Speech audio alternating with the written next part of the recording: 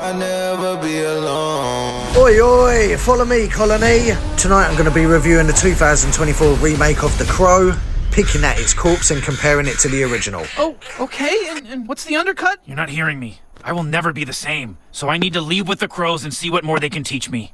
Oh. So hit the bell, like and subscribe to keep the hive alive.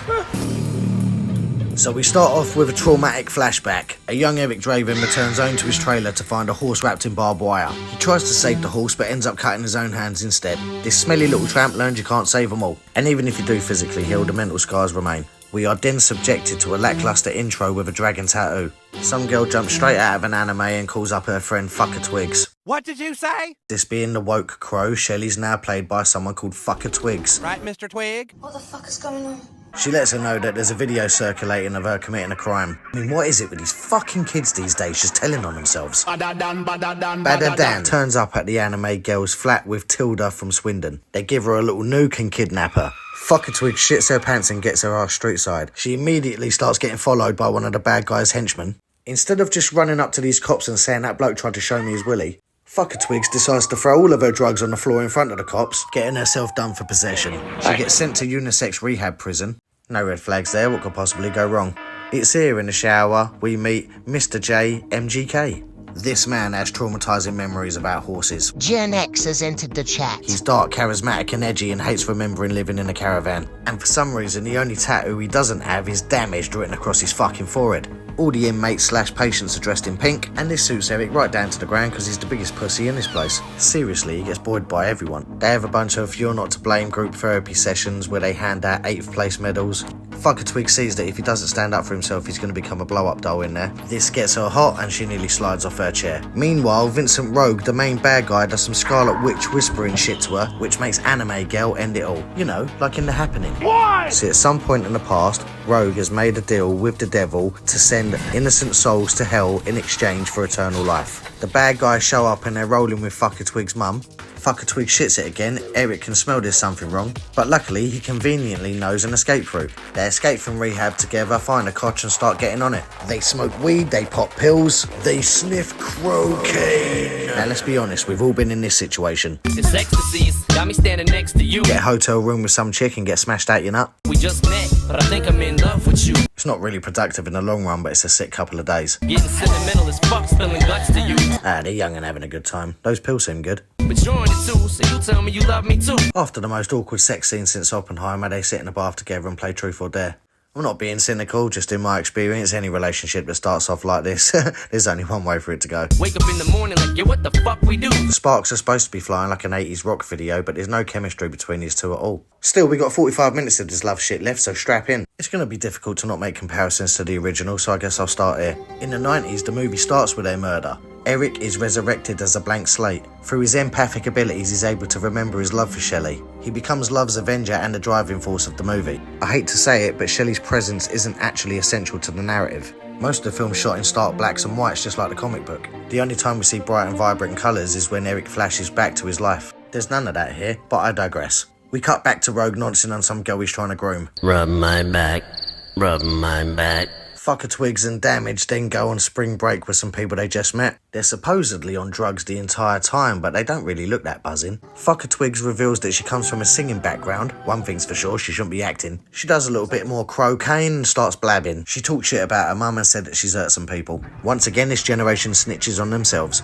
One thing I really appreciated about the original, this bitch was better seen than not heard. They go to a rave, she bumps into her pal, who tells her to watch out because the bad guys are after her.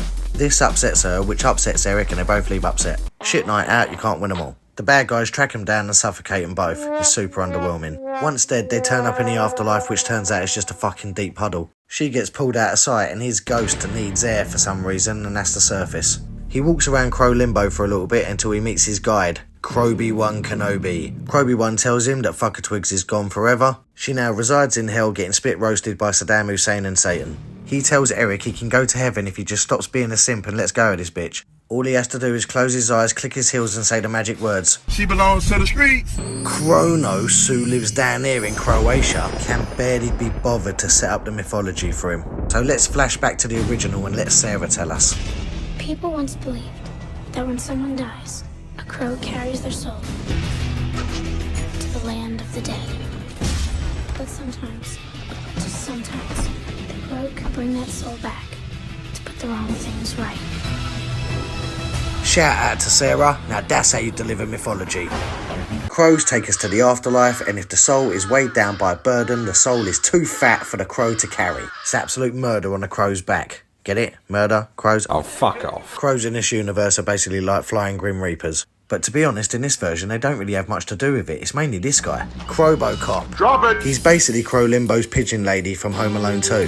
He's told that if he kills Shantasung and the soul-sucking Secret Service, then fucker Twigs will be alright. So Eric comes back to life and straight away gets shot by the corrupt cop working for Rogue. After being shot and stabbed, Eric eventually kills the guy in self-defense. There's nothing personal that goes down here, not like the original. Her name was Shelly. You cut her. You raped her. Shelly, yeah, I shanked her pink ass and she loved it. Despite being basically just the first revenge murder, Tintin is actually a memorable character. Victims.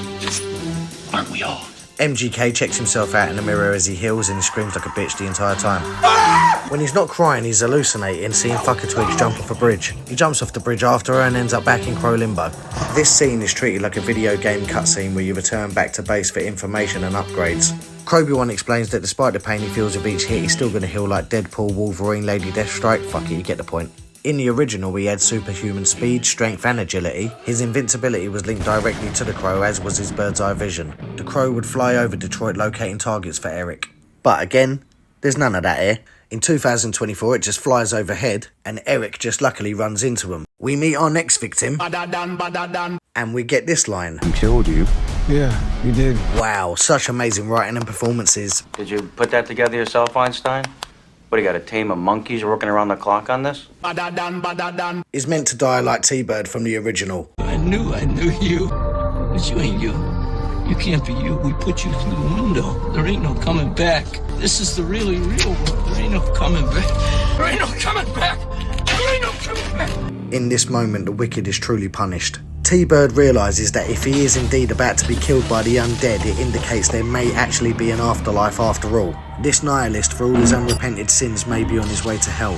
He struggles to come to grips with the reality of the situation and is cursed with Eric's transferred memories until his explosive end. Just to recap, Tintin enjoyed cutting Shelly and loved knives as a weapon of choice. So Eric took his blades and made a voodoo doll out of him. Eric also took his leather jacket and left the Banksy at the crime scene. Funboy was a heroin addict. Eric took his syringes from him and forced him to overdose, leaving another calling card on the victim's chest. T-Bird here was the leader of the Devil's Night arson gang. This guy truly loved the damage he caused. Some men just want to watch the world burn. So Eric took his explosives from him and gave him a Viking funeral whilst alive. We end the murder with the most epic graffiti art that's ever been put on film. But this being 2024, the pinnacle of Hollywood creative bankruptcy, we get... And that's the end of him. Alrighty then. He then takes a shot at the remaining henchmen and ends up inside their car, and it's time for some close quarters combat. You know, like in Deadpool. They manage to kick him out the car and he gets hit by oncoming traffic. You know, like deep cover. But don't worry, his broken leg heals. You know, like in Venom. If these carbon copy lackluster action scenes are supposed to arouse me in any way, shape or form, I think I finally become desensitized to it because my movie dick is so soft right now. Break a leg is something that somebody says to wish you good luck. Eric then goes to see the tattooist who's responsible for him looking like Max Cady. I don't know whether to look at him or read him. We find out that back in the day, Fucker Twig's mum, Fucker Branch, sold her soul to Rogue for earthly riches. You know, like in Hereditary. When our hero paid her a visit, he recognised her from the junkie prison. If he had empath powers like Brandon Lee, he'd be able to just touch her and know something was up. He remembers Twiggy going on about her mum when she was all crowed up. But this remake being one of the most wokiest wokefests that ever woked, guess what he does to her? Shit. Okay? Nothing. Bill Skarsgård, a white male, is not gonna risk killing a black woman on screen after the shit he got for eating a gay guy in It Part 2 in 2024. You don't need that drama. Now, on the other hand, when the evil white villain turns up to pay Mother of the Year a visit, he gets to whisper sweet nothings in her ear, and I think he says, "Have you seen that happening?" She hits the deck but keeps going down to Satan, and even though the devil prefers innocent souls, she'll do just fine for the time being. The soul sucker walks back to the car to that chick earlier that he successfully groomed. I follow your soul! Want a hot Cosby? Bitch, give me some chon-chon! Elsewhere, Eric finds the kid that pissed his girlfriend off in the club. He can't read the kid's thoughts through physical contact, so when he says, Eric just believes him and lets him go. What? Go on, off you pop, no problem. I mean, you look innocent enough, and it's not like Eric will do anything bad to an innocent now, would he? Oh, don't you worry, we'll be bringing that up later. It gets teased and revealed that fucker Twigs killed someone. Eric thought she was an innocent, but now feels confused and used. To go to bed with a man and lie to him, she's a woman. She's got all the training she needs. Now, I know this is a comic book movie and we're supposed to suspend disbelief, but are you seriously telling me that sometimes girls aren't what they appear to be? I thought perhaps you knew. Disheartened by this news, Eric goes back to his old friend, a tattooist, for a little heart-to-heart. And to be honest, his bro's got some good advice about fucker Twigs. She belongs to the streets. But fuck this guy's advice, he's a pretender friend and he just set Eric up. Generic henchmen turn up at the scene, one of them looking like a thumb in a jacket. Hey, I can't figure out which one of you looks the most like my dick. And in a shocking twist of events, they kill their own informant using the old double cross. You gonna learn today. You know, like in every movie ever. Alright. During the struggle with Thumbelina, Eric becomes topless. You do all them push-ups to pump up your chest. So Tom Thumb over here gives him a good old pumping. I got a 12-gauge Mossberg to pump up your chest. He ends up bleeding and in the bath, mirroring Thumboy's death from the original. He uses up his last life and gets sent back to Ascronia. Crowbotector over here, while getting shit on by his cronies, tells Eric he didn't heal this time because he lost faith in his ex-hooker, junkie, manslaughtering girlfriend. It turns out in this version, the Crow's got very little to do with it, and the main bulk of his power just stems from his devotion to fucker Twigs. This bird brain tells him that the opposite of love isn't hate, it's doubt. So basically what he's saying is that guy that punched me in the pub, his knuckles are wrong. What a cunt. Winning. Speaking of cunts, Eric then, in the ultimate cuck move, asks him if he can take fucker Twigs' place. Which essentially means they're still no longer going to be together, but now Eric goes to hell and gets a red hot poker up the crow hole. Eric met fucker Branch at fucker Twig's funeral. Everyone knows she's proper dead. I mean, seriously, how are they going to explain that away? Is fucker Twigs like Groot and can just regenerate from little pieces left over from her?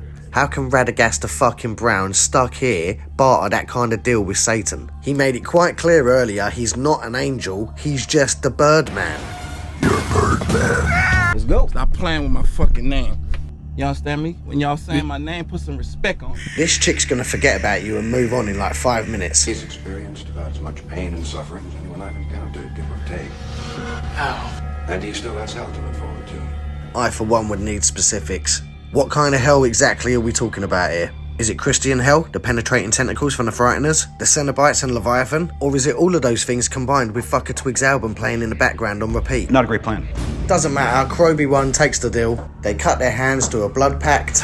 Croby 1 gives him an upgrade, and AIDS probably, as the biggest crow in limbo flies up his arse, in a filthy little bestiality scenario I like to call chromosexual. Registered trademark. I feel you crumble up my ass is full of crows. Supercuck leaves limbo and is resurrected. Upgraded with full abilities, he goes John Wick and kills everybody is in the place. He dips his fingers in the ink of the tattooist. Well, let's face it, he ain't gonna be needing it. He proceeds to gear up and put his war paint on, evoking the original imagery from the comics. He dons a leather jacket and grabs a Hattori Hanzo sword. Hattori Hanzo.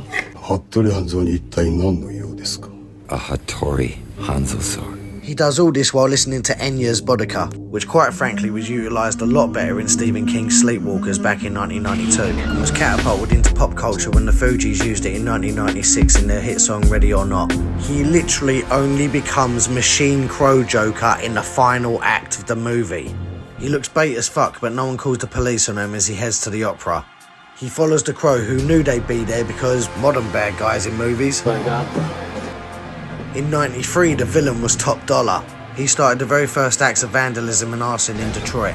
This first took place the night before Halloween. It was forever known by the locals and the media as Devil's Night. He had his gang of thugs clear buildings before arson attacks, and when Eric and Shelly refused to move, he had them murdered. His ultimate goal? To buy the destroyed property at a discounted value. With this and an array of organised crime, he was able to take control of the entire city of Detroit. In this version, the main bad guy is basically a soul whisperer that uses his magical powers to rob you of your will to live. You know, like Impulse. Vincent Rogue works directly for Satan, who's basically just a soul-collecting, greedy fat bastard. He gets to live down the ages like the immortals from Highlander by deporting souls to hell like Constantine. So anyway, Eric turns up at the opera, resuited and rebooted, ready for action. He wants to fuck a Twigs again, so the Crow sits this one out. Eric's hard-on for Hellgirl guides him towards revenge. Now remember, back in the original movie's big shootout, Eric was killing the leaders of the organised gang syndicates that run Detroit. Removing these bastards from the ecosystem actually changed lives for the better. But this time he just turns up with the Star of Invincibility and starts going through all the copy and paste henchmen. None of this fodder is distinct or individualised. I mean, for all we know, they're just hard-working armed bodyguards that decided to take an extra shift on a Saturday night. This version of the Crow has no class. He's no John Wick. Are you here on business, sir? Afraid so, Francis. Why don't you take the night off? It's not raining, and he's standing in a puddle. Thank you, sir. Crow Skarsgård's like, yeah, fuck that noise. And like a fat girl loose in a cake shop, he proceeds to demolish everything in sight. Bitch, I'ma kill you. You don't wanna fuck with me?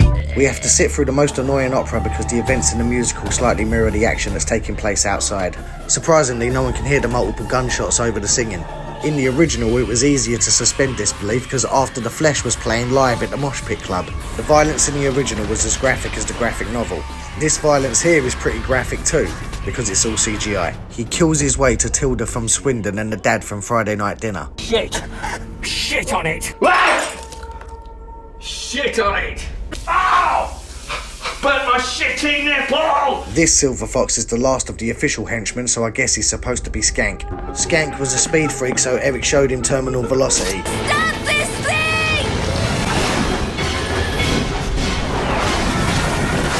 No, Eric's not that sadistic, he wouldn't subject him to that. This terminal velocity.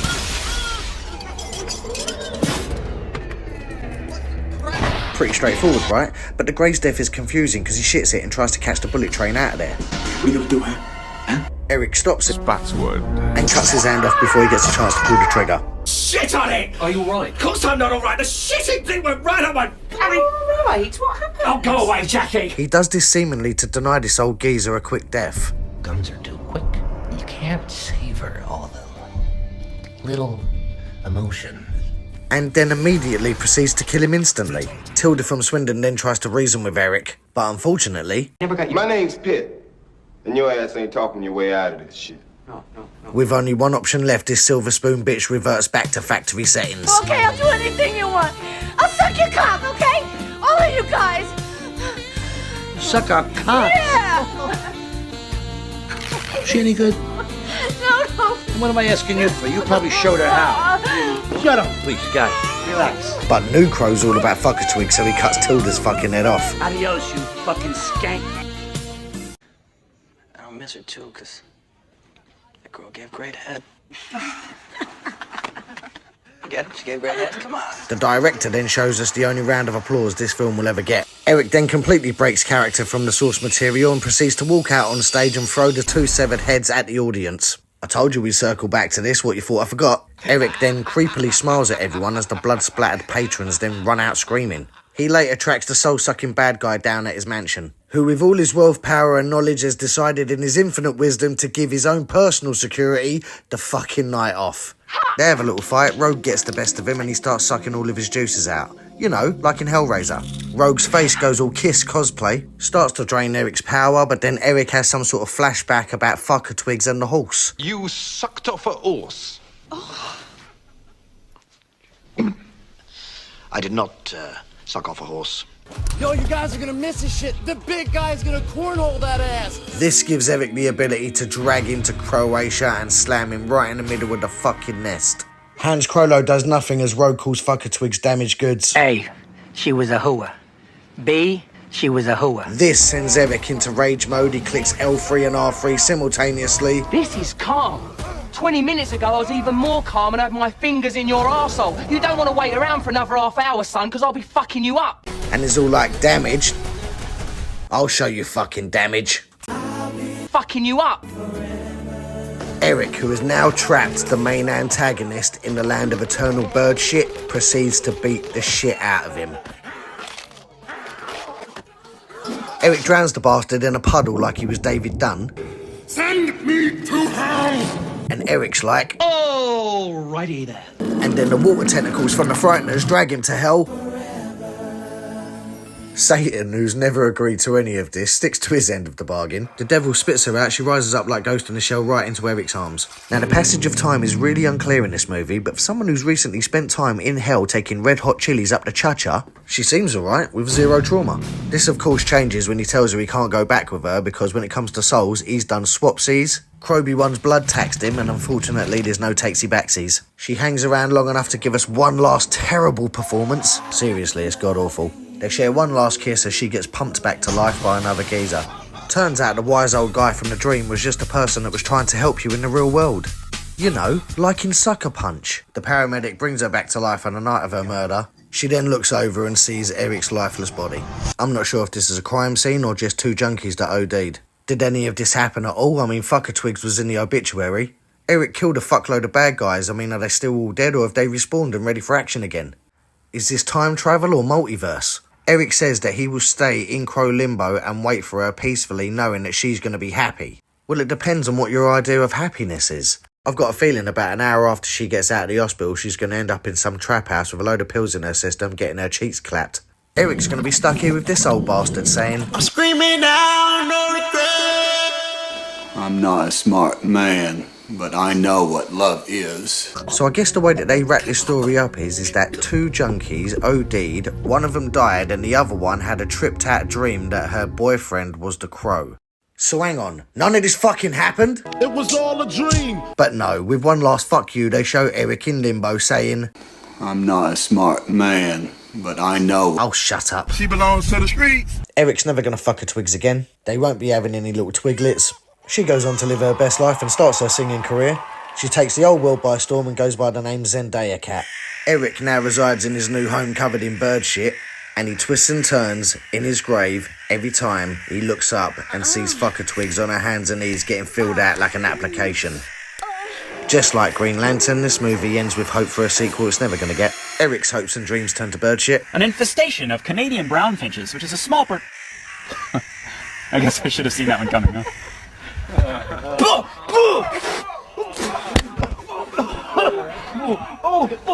Fucker Twigs, on the other hand, has an amazing life and her career goes from strength to strength. Let's just hope things work out better with her next boyfriend. It's over. It's all over. It is at the fucking box office.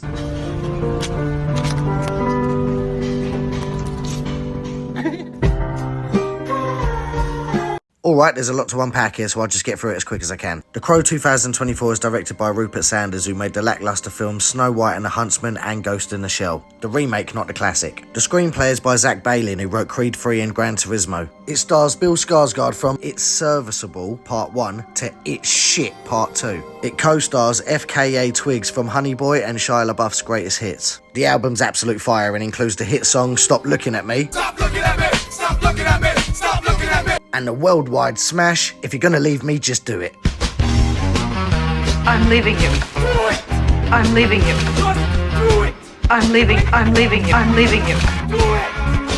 It also stars Danny Houston from every generic bad guy role over the last decade. It's basically indistinguishable at this point. The Crow is based on a graphic novel created by James O'Barr. Now, to truly understand the depths of this story, it helps to understand a little bit about the author. James O'Barr was born at the dawn of 1960. His actual birthday is unknown as his birth mother was so drunk during the event she didn't remember. He was soon after abandoned and just assigned the birth date of January 1st, 1960. In his youth, he grew up in the rough orphan system of Detroit, Michigan. He lived in children's homes with many other boys and sometimes he had to stay with abusive foster families. As a result, he became quiet, socially awkward and untrusting. In his loneliness, he would draw while working odd jobs in the city. God's only man. Until the day James met Beverly, his complete opposite. He was dark and moody, she was light and bubbly. He was an introvert, she was outgoing. The yin to his yang, they fell in love. The couple were engaged to wed and James had never been happier. That was until a drunk driver killed Beverly one rainy day. This event sent James into a severe depression. He had worked so hard and coming from nothing, all he wanted was a normal life. He finally found it and it had been ripped away by outside forces. To deal with this, he joined the Marines in order to stay occupied. Later in 1981, whilst living back in Detroit, he was inspired by a news article about a young couple who were murdered over a $20 ring. He began working on The Crow for therapeutic reasons to reach some kind of catharsis regarding the violence in his surroundings. In 1989, The Crow was published over a 4-issue run. The issues were named Pain, Fear, Irony, and Despair. Fast forward to the 90s. The Crow's graphic novel gets greenlit into a movie to be directed by Alex Proyas, starring Brandon Lee, Ernie Hudson, and Michael Wincott. But on the 31st of March 1993, during principal photography and due to negligence in the prop department, Brandon Lee, the son of martial arts legend Bruce Lee, was shot and killed on set. After an investigation, it was revealed that a blank's primer dislodged a loose piece of metal from the barrel of a prop gun when actor Michael Massey pulled the trigger. Don't you ever fucking die? This unfortunate event shook the entertainment world to its core and changed the way that firearms were handled on film sets. It was quite effective, until recently. Quiet down! You are worthless, Eric Barrett! Despite Lee's death, the film was eventually pushed to completion using never-before methods and techniques. The film was finished by visionary director Alex Proyas with the blessing of Brandon Lee's fiancée, Eliza. She alone knew exactly how important this particular story was to Brandon. The couple were due to wed when filming on The Crow had wrapped. Parallels were of course made between Bruce and Brandon Lee, as they had both died under strange circumstances before their breakthrough roles had been released. Another parallel that was made was about James and Beverly, who were also due to wed before her death. The irony of this was too much for some to even bear, as the fictional characters in the source material are killed on Devil's Night on the eve of their wedding. Halloween. Who the fuck gets married on Halloween anyhow? Nobody. It seemed the entire project was born out of love, loss, and tragedy. Upon the film's release, Brandon Lee received overwhelming praise for his performance. In a 1994 interview, O'Barr stated that the book was actually a self-destructive process resulting in no catharsis and increased anger overall. He had become very close to Brandon Lee during the course of the film and considered himself in part to be responsible. Now, before I sum up the remake, I want to take a very quick look at his predecessor. Your predecessors had much more respect. Despite the premise being a very simple supernatural revenge story, it's actually the first of its kind, the catalyst for modern action flicks. The look and aesthetic of The Crow inspired Blade, The Matrix, Underworld, Sin City, plus many more. Like the coat? Not just the wardrobe, but the vibe, the look, the layers of depth, dressed up with a brooding anti-hero whilst guns fire to the sound of a hard and intense soundtrack. Speaking of music, the score to the 1993 cult classic by Graham Revell has stayed with me for the last 3 decades. It's breathtaking, heartbreaking, and tragically beautiful. On sunny yet rainy days, it plays in my mind on repeat. Now, the soundtrack has been in my CD collection since 1995 when I bought it from our price on my school lunch break. It's how I got introduced to bands like The Cure, Joy Division, Rage Against the Machine, and 9 Inch Nails. This and the Natural Born Killers soundtrack. The cinematography by Dariusz Wolski is second to none here, and this is all helmed under the direction of Australian director Alex Proyas. This guy would later deliver the sci-fi classic Dark City, as well as the blockbusters Knowing and I, Robot. Overall, The Crow is an amazing gothic tale of tragedy, true love, the agony of separation, death, and what lies beyond. I rate it as a major banger, an 8.5 in human terms. When all was said and done, The Crow made $93.7 million on a $23 million budget. Great success. It received positive reviews for its style, editing, and performances, gaining cult status. The success of its IP has led to numerous sequels, video games, a TV show, and decades worth of cosplay at conventions, plus Halloween costumes. Now know this. It's a costume party, so you have to wear a costume. But nobody better show up as the Crow. I'm serious. Every costume party, there's like 14 guys who come dressed like the Crow because they want to look hot and hook up. It's lame. If you come dressed as the Crow, you're not getting into the party. Look, I get it, the guy on the front cover looks like a nightmare, it's a goth superhero, and the comic that it's based on ain't exactly built for mass consumption like Spider-Man or Superman. But honestly, it's one of my favourite movies of all time, and I unconditionally, unashamedly love it despite all of its flaws. Now, watch me do what we all came here for. Let's inspect and dissect. When it comes to this oh-so-modern remake, honestly, it's the second best Crow movie ever made, but that's not saying much. All of the sequels are just straight to DVD stuff that descends in budget and quality. This is the first retelling, and it's a Frankenstein's monster of superior film ideas put into a blender for Gen Z. They say a hero's only as good as his villain, and this villain is completely fucking boring, and his gang are as forgettable as he is. It's like Bad Guys Are Us went out of business and they just borrowed the villains from the RoboCop remake. I asked an elephant and he didn't remember any of them. And I didn't gravitate to this modern take on Eric and Shelly's relationship. I mean, as far as modern dating in 2024 goes, it's fairly realistic. Passion, sex, jail, drugs, infatuation, but it just doesn't seem like a love built to last. Trust me, I've been there. Many people I know have been there too. Now, there may be exceptions to the rule, but in principle, this is fleeting, stopgap chem love. The point is, it just doesn't feel like the timeless love story that we got from the graphic novel or the original film. When push comes to shove, I don't think that these two could survive a season on Love Island, let alone the 9 circles of hell from Dante's Inferno. Look, they tried something new and they tried to put a magnifying glass over the beginning of Eric's story. Now, that kind of pacing works in Batman Begins and Unbreakable, but not quite so much here. If I'm comparing it to Sex, then the foreplay went on all night and they just fucked us really hard for 5 minutes at the end. Disappointed! The writing ranges from piss poor to convoluted at best. I have legitimate questions. Like, why did Eric's traumatic flashbacks include his childhood trailer burning? No one knows what it means, but it's provocative. No, it's not. It gets the people going. Were they trying to insinuate that Eric was responsible? Inside every one of us, there exists a dark side. Most people rise above it, but some are consumed by it until there is nothing left but pure evil. And for all we know, Bricktop did it over an unlicensed boxing match with a caravan site full of pikeys. Oh, you bastard.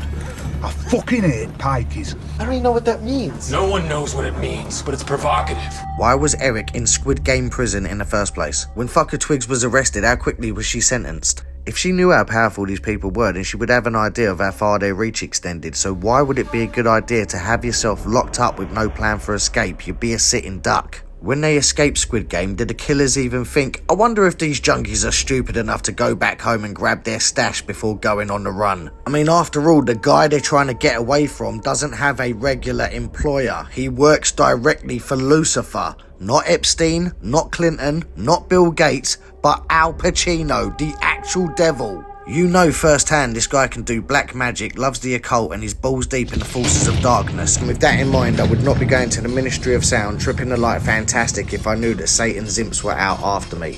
What were Tilda and Spotswood getting out of this? Were they centuries old too, or were they just lackeys? What were they working towards? And if the devil prefers innocent souls over the evil ones that he gets by default, then why does he want the cunt whisperer to Manchurian candidate people into racking up a mortal sin on their eternal soul?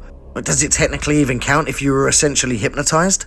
In the finale, what were the repercussions for the events of the movie if she came back to life on the night of her murder? Is it like undoing the snapping in from Thanos, where everyone remembers what happened but you are back from the dead and actual time has passed? Was it all just a trippy dream from a near-death experience via drugs overdose? Was it plain old-fashioned Back to the Future time travel or multiverse branch-offs like the butterfly effect, where universes are created and destroyed through the actions of a single godlike entity in our current expendable timeline? Huh? Look, on a generously positive note, where it's lacking signature and style, it does try to compensate with some interesting imagery and a few moments of competent cinematography. I ain't particularly got a problem with any of the songs that are on the soundtrack, it's just they're completely fucking out of place in every scene that they're in. I mean, just from a character standpoint, do you think that Badadam was sitting there in the car listening to this? Don't move. Not a bleeding chicken's chance in Thailand. Know what I mean? I think this story could have worked fine if they had cut the characters of Eric Draven and Shelly Webster out of it, if they had just left them together in death and left them in the past. If it was just a different pair of lovers with their own tragedy, then we could have forgiven them all of their shortcomings, but this isn't the way that people remember the relationship from the original source material. The filmmakers spend 45 minutes explaining the connection between these two this time around, and somehow we like them less than the sum of a few flashbacks we got 3 decades ago. In the original, the love that he felt for his murdered lover transcended death and endured. But what is grief? If not love, persevering. In this reboot, I have no idea how long they were even a couple for. How long were they on the run together? I mean, for all we know, this was just a crazy drug-fueled weekend with a really intense fuck buddy. A classic story about love and sadness gets remixed in the bowels of Hollywood and shitted out for a modern audience as a forgettable tale about the sacrifice of a supernatural cuck. It's one of those feminazi fantasies where the fuckboy serves his purpose and then lays down in a puddle so this beautiful tulip of a woman can walk over his body and not fuck up her shoes. Much like the intolerable Rachel Zegler in the new up-and-coming Snow White movie. She gets awoken by true love's kiss, but instead of being grateful, she watches him sacrifice everything he has and was so she can go on without him. Plot twist, the real happy ending is that she can fulfill her destiny and go on to be a successful boss bitch and live her best life. Don't worry, X-Men, she will think about you from time to time, especially when she's having a shit time with her new fella. To sum it up, I think this retelling was unnecessary. I mean, I'd give them props for trying something new and not just copying the 90s film shot for shot, but they kept the wrong ideas. They made it about Eric and Shelly. The baffling thing is they changed all the legendary mythology that made it a success in the first place. For all intents and purposes, this could have actually worked as a series. Every season, the Crow could help out another couple, family or individual, and as long as it was faithful to the source material with a few Easter eggs thrown in for good measure, it could have worked a lot better than that TV show with Mark DeCostas. Green light that, I'm sure it would be a much bigger hit than the Crow's 2024 outing, which currently sits at 23% on Rotten Tomatoes and has only made $13.2 million on a $50 million budget, making it the worst movie so far this year. Proving one thing for sure, this isn't Eric Draven. Get it? Eric D. Raven. This is Eric the fucking dickhead. All in all, it's about a girl that fucks up and then gets a guy in a load of trouble when she uses him to escape a sticky situation. She gets him killed, he goes on a journey through the afterlife to rescue her, then sacrifices himself and condemns his own soul because he thinks the feeling is reciprocated. And sometime later in a post-credit scene, Chad and Tyrone have a bag of coke and start stuffing their gammon in her salmon the next time she goes out raving. Get it? Raven? Oh, fuck off. So the studio took an existing adult comic book IP with a loyal fan base, Just kind of obsessed with crows. thinking it was going to be their next cash cow, and instead, Yo, let's wrap this up so I can get my cow tipper on. what did the focus group do? They caked it in shit. People new to this didn't care one way or the other, and for us fans of The Crow, We deserve better. this story was based on a real-life tragedy. That tragedy was turned into art, that art imitated life, and tragedy struck again. Maybe this dark gothic tale itself is cursed and should have been left buried in the past. You're tearing open a wound coming here, you know that? Or one day we may get a ray of sunshine in all this darkness. Can't rain all the time. The crows made me see that. I thought they were a joke like you, but it turns out they're more enlightened than any of us. Oh, okay, and... So to summarise, is it better than the original? No. Is it the worst movie in the series? No. Did I like it? It's okay. It's not unwatchably terrible like so many are saying. Far from it. But it is uninspired, convoluted and very cut and paste with its ideas. To be fair, I think it was fucked from Jump Street. When the first picture of Crow Skarsgård came out, it was hated more than the reveal of Sonic. Everyone could tell the trailer basically played the whole movie in chronological order, which is never a good sign. The trailer's good, but that's maybe because it was carbon copied from Tenet with Travis Scott. I'll never be alone.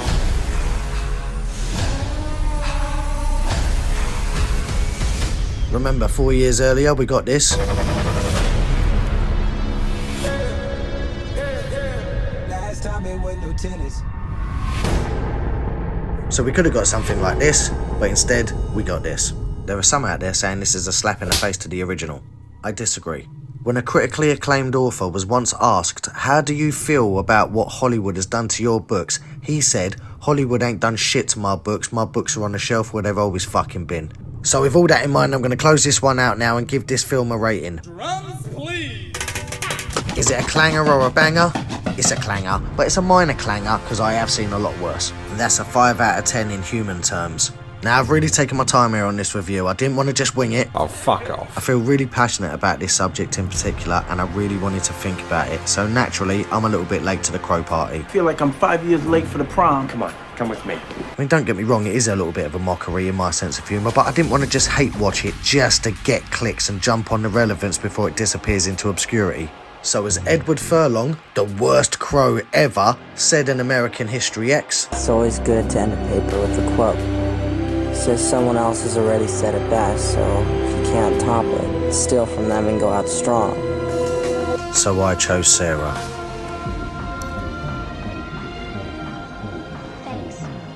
R.I.P. to James O'Barr's fiancée Beverly, and to the long-lost loved ones of you, the viewer. If the people we love are stolen from us, the way to have them live on is to never stop loving them. Buildings burn, people die, but real love is forever. And this video was dedicated to the memory of Bruce and Brandon Lee. That was deep. So thank you for watching, hit the bell, like and subscribe to keep the hype alive, and that's for this episode. It's over. It's all over. Fuck off.